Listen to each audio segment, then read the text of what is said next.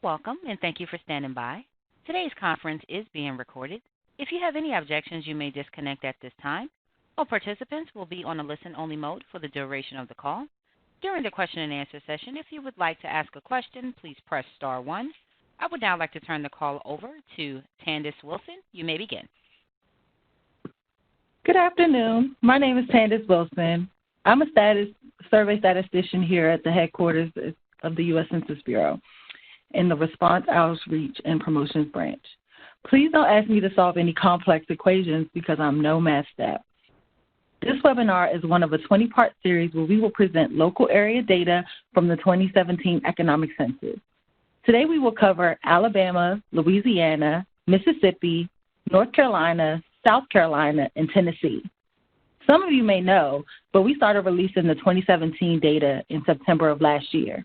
And in January of this year, we started releasing the local areas. Next. This is a screenshot of our webinar schedule. The rows that are grayed out mean that we have already conducted the webinar. Most of these webinars are archived and available at the Census Academy link at the bottom of the page. The white boxes are upcoming sessions. Note that we will host state data briefings on Tuesdays and sector-based ones on Thursdays. Now let's talk a little bit about the U.S. Census Bureau. I'm sure by now you've all received and hopefully completed your 2020 decennial census form. But that's not all we do here. We are the government's largest statistical agency, and we conduct more than 130 surveys. I've already mentioned the decennial census that counts people. The American Community Survey, also known as the ACS, replaces the old census long form. It helps local officials, community leaders, and businesses understand the changes taking place in their communities. It is a premier source for detailed population and housing information about our nation. The Census of Government identifies the scope of nature and the nation state and local government sectors. It provides authoritative benchmark figures of public finance and public employment. The economic census is conducted every 5 years on years ending with 2 and 7. It contains periodic and comprehensive statistics about businesses and their activities. You can visit our website, www.census.gov, to find information and data on all of our surveys. The picture on the right is just a snapshot of our homepage. The economic surveys collect on quarterly, monthly, and annual cycles. The monthly and quarterly data is at the top of the pyramid because they provide the most timely data, but they're also fairly limited in detail. These surveys capture retail sales reports and trade imports and exports. Next on the pyramid is the annual surveys. There are 20 different surveys that measure nearly every sector of business in the United States. They include specific programs like the Annual Survey of Manufacturers and other programs like County Business Patterns and Non-Employer Statistics. Finally, at the bottom of the pyramid, we have the Economic Census, which I mentioned earlier. This survey is the basis of this presentation, so let's dive a little deeper into what it does.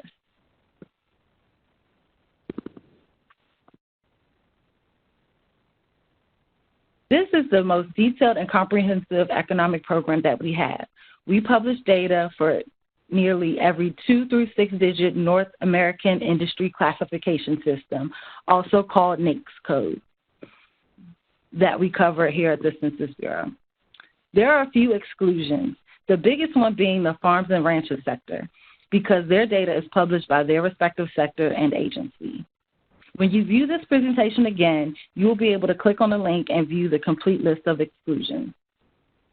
The Economic Census is also our most detailed survey in terms of geography, too.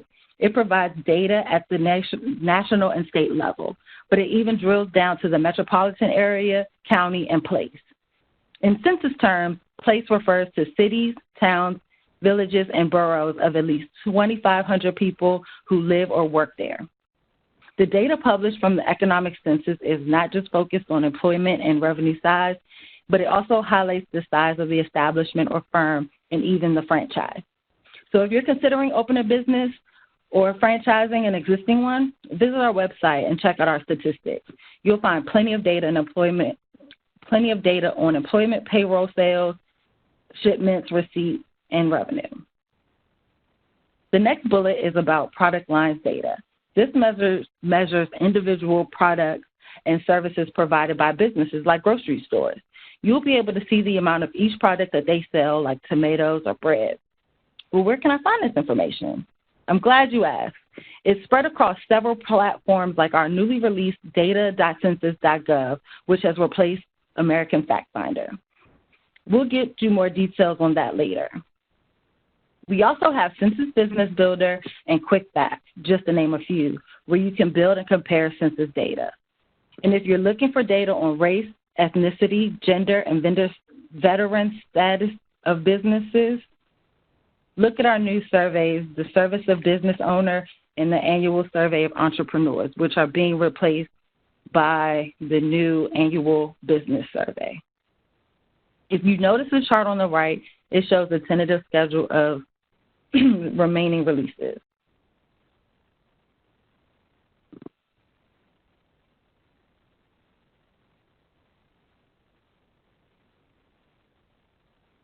Here's the bigger version so you don't have to strain your eyes as much. The final release of the 2017 Economic Census data is expected to be published in December of next year. Especially given the unprecedented times we're in, things may change. The link inside the red box is where you will find the most updated schedule.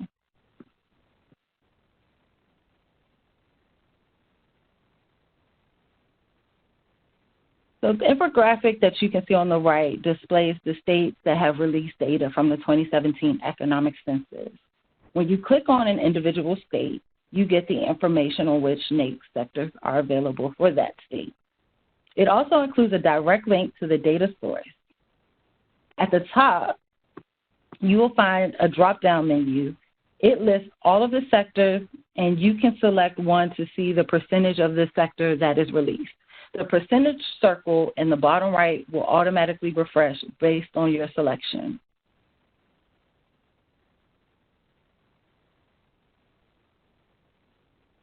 The states that we're covering today were just released on April 9th of this year.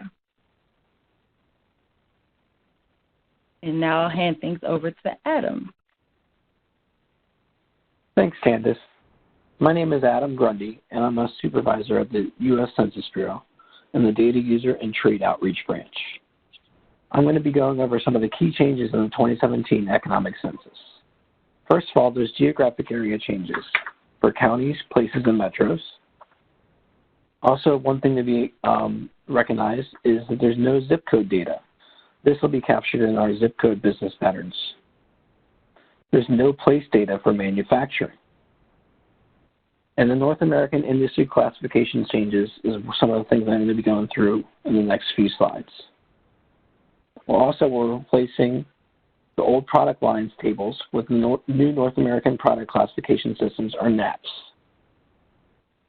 Other changes include new disclosure rules and their impacts, and of course, as Candace mentioned before, the new data.census.gov dissemination platform. You can take a look at some of the key changes that were used in our recorded webinar at this link that's at the bottom of this red box at the bottom.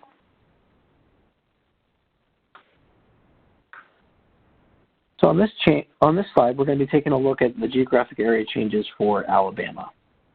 There's 4 metro area changes. For example, Birmingham, Hoover, Talladega, CSA, Huntsville, Decatur, Albertville, CSA, and a new metro area change of Pensacola, Ferry Pass, CSA, and Eufaula micro area. On the right-hand side are some differences of things that have been added over time for the 2017 Economic Census from 2012. For example, Escambia County, or 053, is one of our new added places in the 2017 Economic Census. The crossover parts are highlighted in blue, such as Taylortown, or 750996.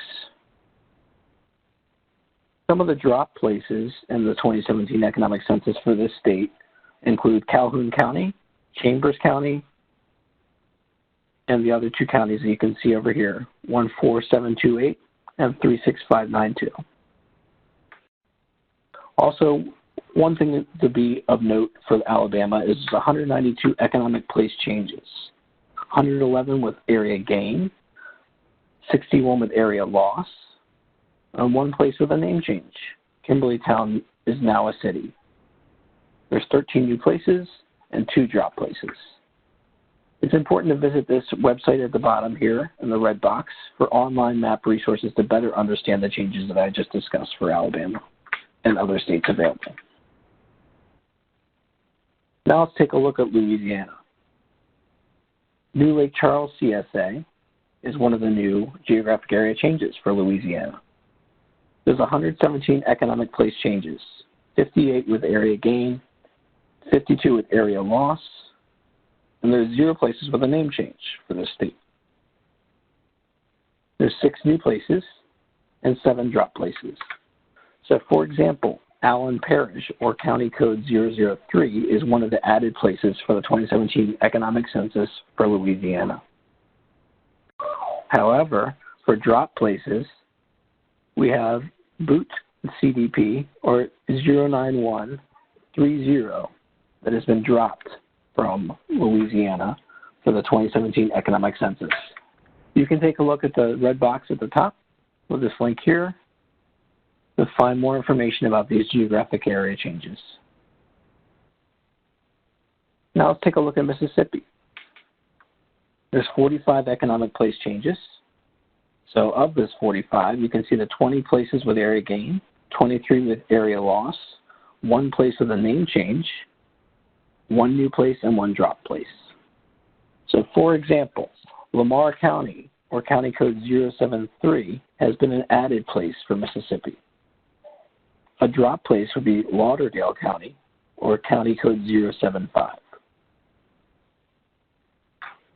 And again, the reason why we're going through some of these area gains and area losses is for you to understand what data is in there and what data would not be in the 2017 Economic Census as you make comparisons to the past data set of 2012 to 2017. All right, so for North Carolina, it makes it a little bit easier because there's no metro area changes. However, there are 377 economic place changes, 243 with area gain, as you can see on the area added places over here on the right-hand side. There's 0 places with a name change, 16 new places, and 6 drop places. And again, the crossover place parts are highlighted in blue, or they may have straddled over another county in the past from the 2012 Economic Census. And again, just a note, these red boxes are great resources for you to understand more information about these geographic area changes. For South Carolina, there's also no metro changes, but there's 157 economic place area changes. For example, an added place is Beaufort County, or County Code 013. A crossover place is Hardeeville City, or 32245, and a dropped area place would be 057, or Lancaster County.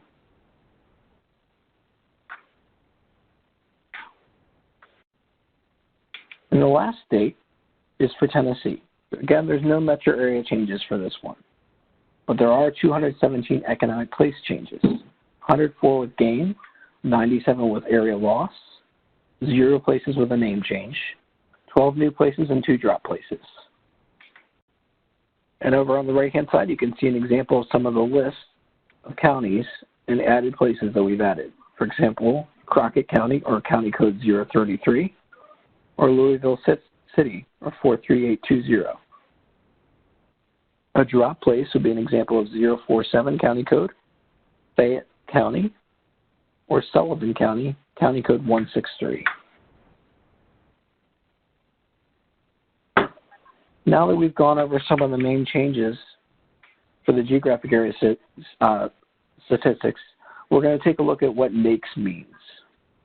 NAICS is North American Industry Classification System, as Tandis mentioned earlier. This is the standard used by U.S. federal statistical agencies to classify businesses.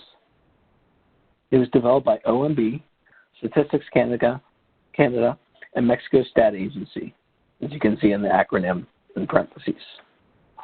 It helps ensure statistical comparability across North American countries. It was adopted in 1997 and is updated every 5 years. We have a link over here that takes you to the direct digital version of the 2017 NAICS manual. In the next few slides, I'm going to be going over the one-to-one recodes of types of changes for NAICS, and the one-to-one recodes are going to be listed in blue.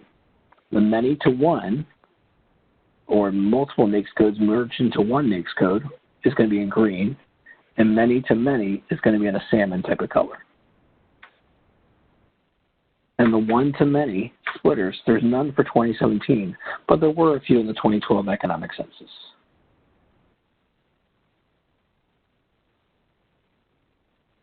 Okay, so I'm going to explain an example of changes for each of these. So as you can see, these are the sectors for mining, manufacturing, and retail trade. Starting with mining, or NAICS Sector 21, you can see that crude petroleum and natural gas extraction is now changed into a new NAICS code of 211120, crude petroleum extraction. Another example of a manufacturing sector, or NAICS 31 through 33, is pump and pumping equipment manufacturing, and measuring and dispensing pump manufacturing has now merged into one singular NAICS code, or 333914, measuring, dispensing, and other pumping equipment manufacturing. And lastly, for retail trade, or NAICS Sector 45, you see all other general merchandise stores has the same NAICS description, but a new NAICS code of 452319. Again, you can visit the NAICS website for more information about some of these changes. Continuing with these changes, in the information sector, or NAICS Sector 51, you see record production and integrated record production and distribution has merged into 512250, record production and distribution. For real estate rental and leasing, we have formal wear and costume rental. That's keeping the same NAICS description for 2017 as it was in 2012. The 532281 is the 2017 NAICS code change. And finally, for the professional, scientific, and technical services sector, or NAICS Sector 54, you see research and development in biotechnology is now split across into two NAICS codes of 541713, research and development in nanotechnology, and 541714, research and development in biotechnology, except nanobiotechnology. Now that I've told you about all this great data, this is some examples of where you can actually access the 2017 Economic Census data. First of all, for data.census.gov is the main dissemination platform that you can see the splash page for of an example that's in the bottom right here. Quick Facts will later have Economic Census data for 2017, and the release of Census Business Builder, or CBB 3.1, will be released in August, which will have the 2017 Economic Census data, including the geographic area statistics.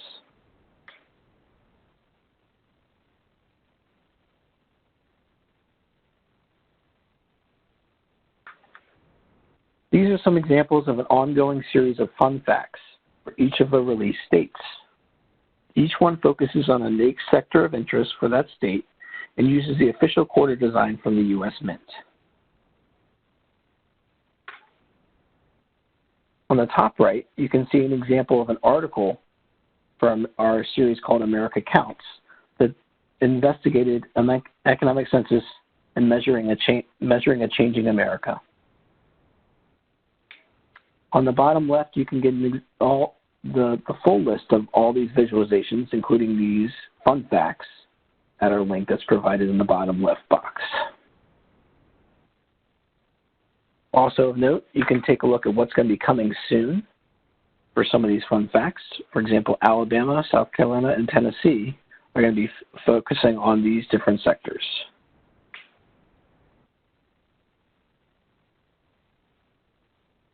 So let's dive right into the data now for Alabama. Taking a look at the value of sales, shipments, receipts, revenue, or businesses done in 2017 in thousands of dollars. You can see the wholesale trade is the top sector in 2017 of all the public sectors so far. This has a total value of $88 billion. We'll see where this ranks once manufacturing is going to be released later on this year. As you can see, there also is some NAs. There are some sectors that we do not publish for. And the ones that are blanks, for example, like I mentioned, construction and manufacturing, have yet to be released. On the right-hand side, you can see the value of sales, shipments, receipts, revenue, or businesses done, and the dollar amount that changed from 2012 to 2017. Wholesale also saw the largest increase in revenue between 2012 and 2017 of the published sectors, which was up $12.2 billion.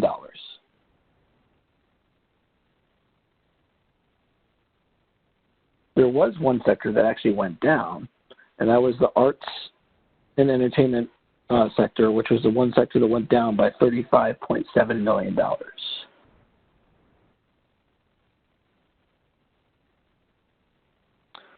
right, now let's take a look at Louisiana.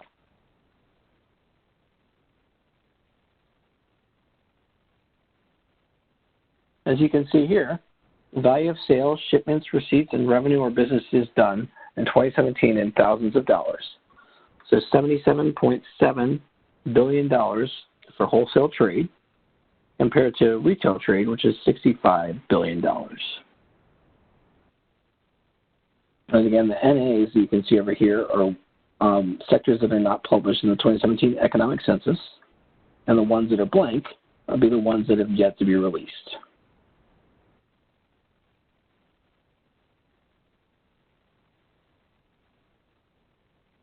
As you can see on the other slide for the percent change, we have wholesale trade that is down $8.6 billion for Louisiana, down from 2012's data compared to 2017. Comparatively, if we take a look at healthcare and social assistance, this is up almost $6.7 billion from 2012 to 2017. These are just some of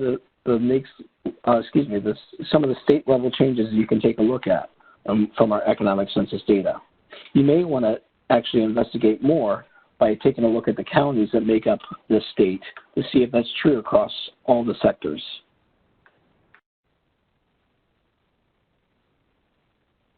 These are some selected findings from Mississippi. The value of sales, shipments, receipts, revenue, or businesses done in 2017. So again, taking a look at wholesale trade, we see that $37.4 billion was the leading sector for this particular state. Not close behind was retail trade, which had $36.9 billion worth of revenue. Taking a look at the value of sales, shipments, receipts, revenue, or businesses done in the dollar amount of change, we see that $1.9 billion is increased for wholesale trade from 2012 to 2017. And then healthcare and social assistance has gone up $2.1 billion from the 5-year data set from 2012 to 2017 of the economic censuses. Now let's take a look at North Carolina. The leading sector again is wholesale trade for this state, and it has $218.6 billion worth of revenue. If we compare that to 2012, it's up $42.9 billion.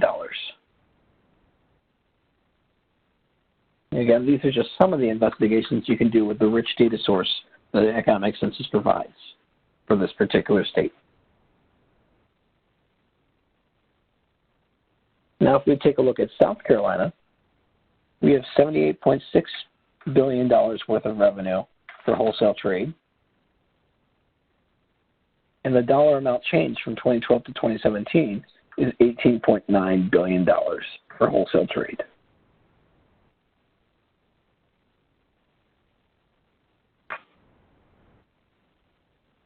Also for Tennessee, we see the value of sales, shipments, receipts, revenue, or businesses done for 2017.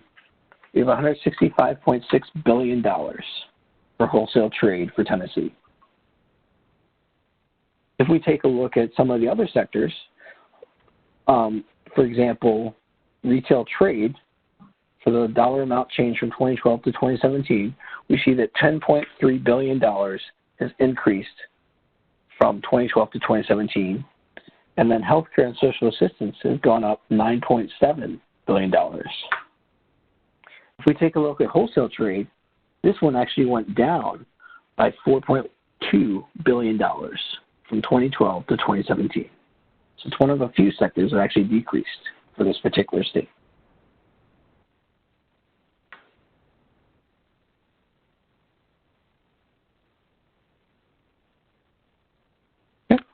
For this one, you can take a look at what's coming next.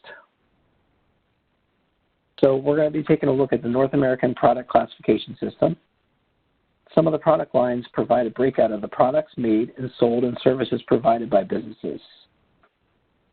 In the 2012 Economic Census, data from mining and manufacturing, construction, and other sectors were released separately. Also, taking a look at the miscellaneous subjects tables, we have 38 tables dropped and 7 tables that were added. This is a consolidation of class, customer, enterprise support, and exported services releases.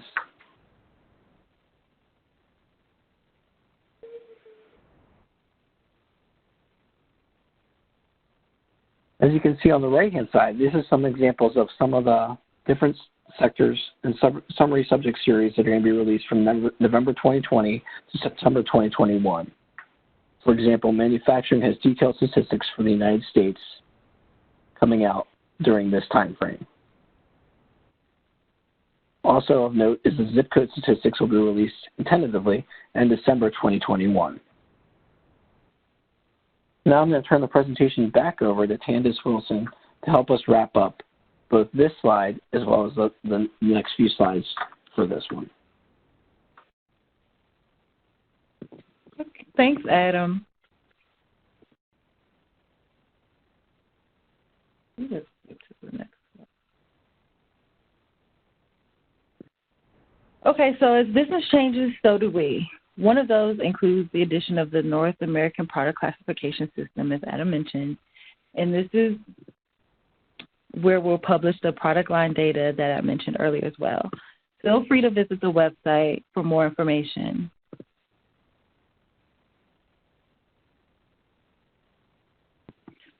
Also new for the release for 2017 data is the consolidation of the establishment and firm size data. This will be now found in 7 tables and categories that are standardized. And finally, the miscellaneous subject tables. These tables have also been consolidated from 38 down to 7 for easier reading. We combined the class of customer enterprise support and exported service releases.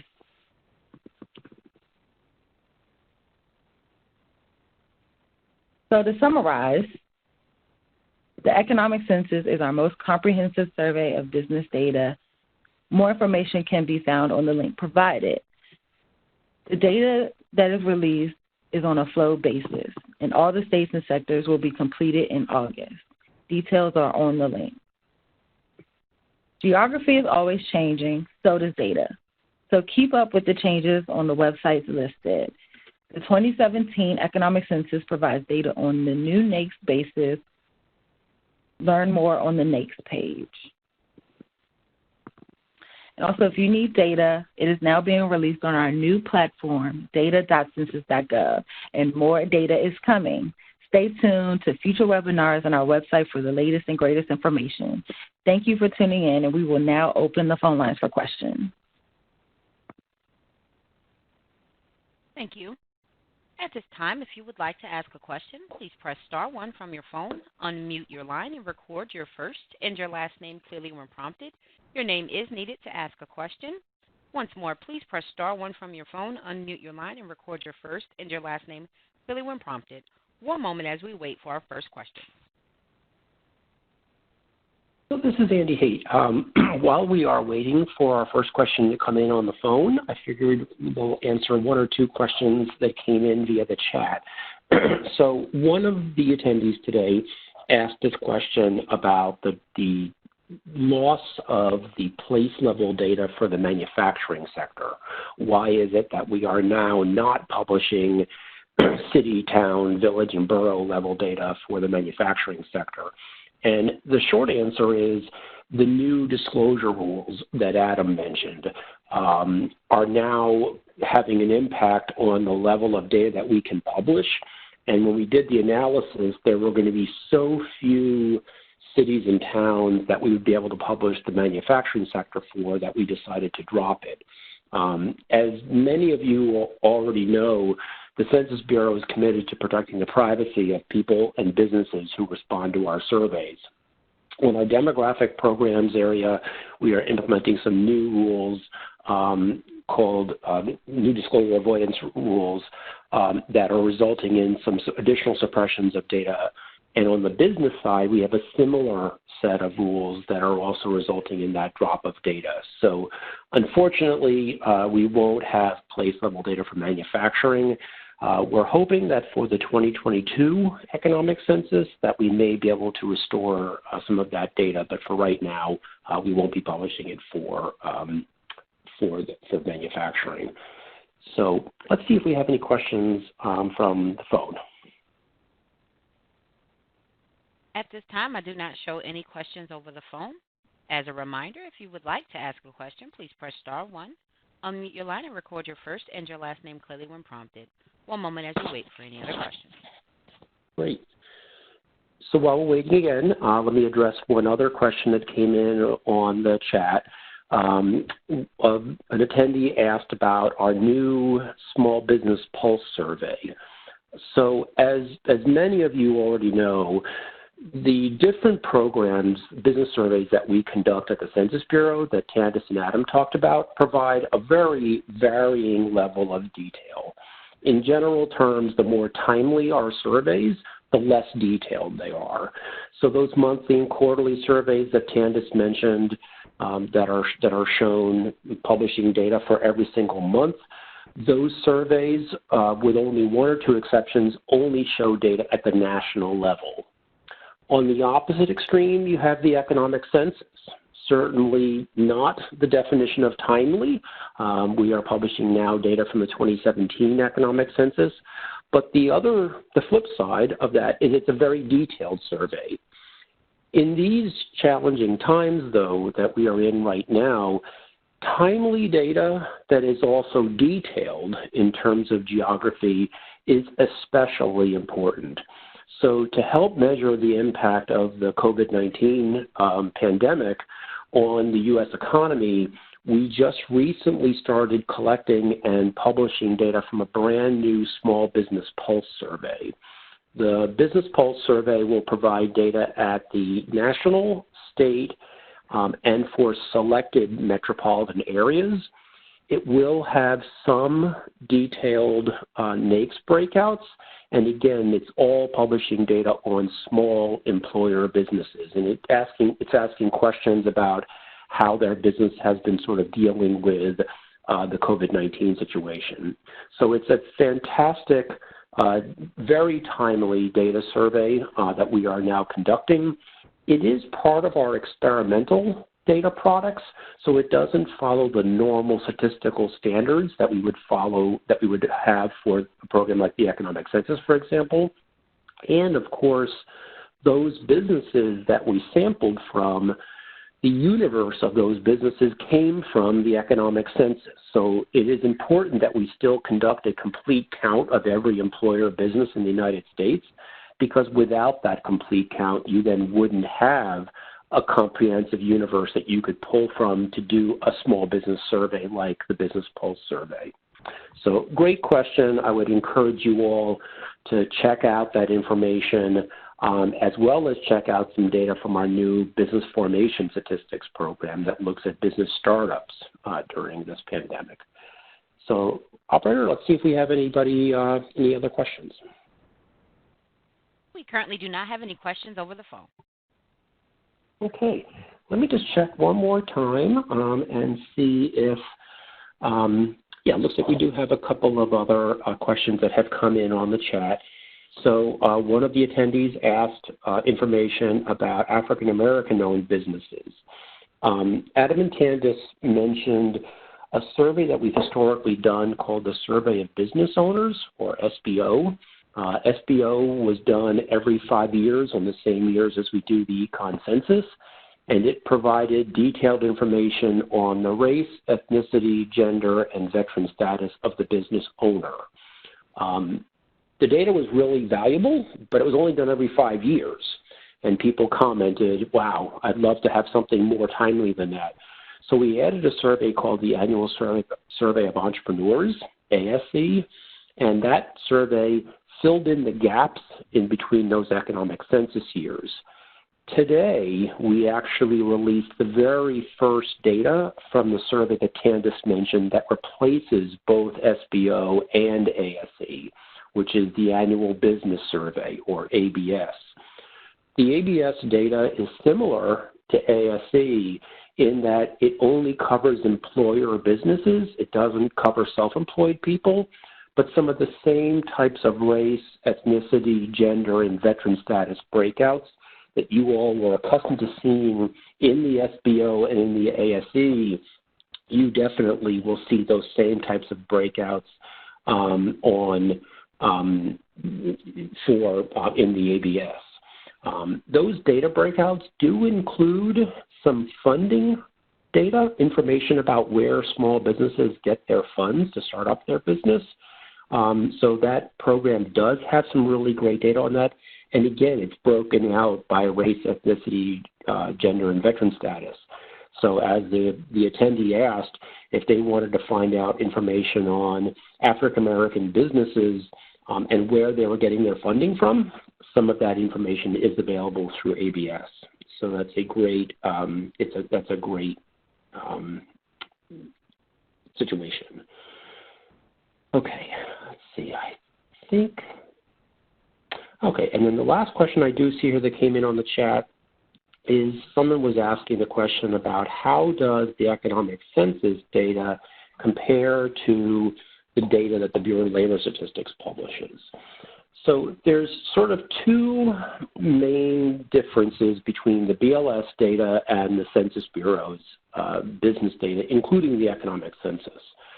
The first main difference is the types of data variables that are included. In the Bureau of Labor Statistics Quarterly Census of Employment and Wages, they publish information on employment and wages. There is a little bit of data on numbers of businesses, but BLS does not publish any detailed information on revenues or expenditures or capital spending or product lines, the other kinds of detailed data that Adam and Candace mentioned in the presentation today. So the economic census is a much more comprehensive look at business activity as opposed to the BLS data that is primarily a labor force, a workforce survey. They are a bureau of the Department of Labor, so it's natural that they'd be publishing data on labor force. So that's the one difference. And then the second difference is BLS only covers employer businesses in their surveys, whereas the Census Bureau does cover both employer and non-employer businesses, self-employed people. Those are also covered. The self-employed people are not included in the economic census, but they have their own annual program called non-employer statistics that has detailed information every single year on the number of and the revenue of self-employed people in the U.S. Some of you might be astounded to hear that there are actually 3 times as many self-employed non-employer businesses in the U.S. than there are employer businesses. 24 or 25 million non-employers to about 7.5 million employers. And in some industries, there are actually 10 times more self-employed people in that industry than employers. So, for example, if you think about real estate agencies, very often the realtors that work in that real estate agency are not employees of that real estate agency. They are, in fact, independent contractors that receive a 1099 from that realty company. They don't get a W-2 at the end of the year. So we publish data on both employers and non-employers. The BLS just measures information on employer businesses. So those were two of the main differences between the BLS data and the Census Bureau's business data. And then it looks like we did get one more question that came in while we were sitting here, and the person was asking about forecasts or predictions. With only one exception, the Census Bureau does not do any projections of our data. That one exception is our population projections program that does publish information on population projections at the national and state level out to 2050, I believe. But we do not do any projections or forecasting from our economic programs. We basically leave it up to the Bureau of Labor Statistics. Excuse me, not the Bureau of Labor Statistics. We leave it up to the Bureau of Economic Analysis, BEA. So if you want to get information on projections, you'd want to look at some of the data that are available from BEA. BEA receives about 80% of the data that goes into their calculations comes from the Census Bureau. So our data are the raw source of a lot of what they do, but they also do a lot of other things with it as well. So I think that is it. Operator, anybody come in while we were going over those last few questions? No, we do not have any questions over the phone. Okay. Let me turn it back over to Adam and Candace to close us out. Sure. So thank you, Andy, for answering those questions in great detail. We want to thank everyone for their time and attending today, and we appreciate your interest in Census Bureau data. Candace, do you have any last remarks? Nope, that's it. Thank you all. All right. Thanks, everyone. Thank you for your participation in today's conference. All participants may disconnect at this time. Leaders, please stand by.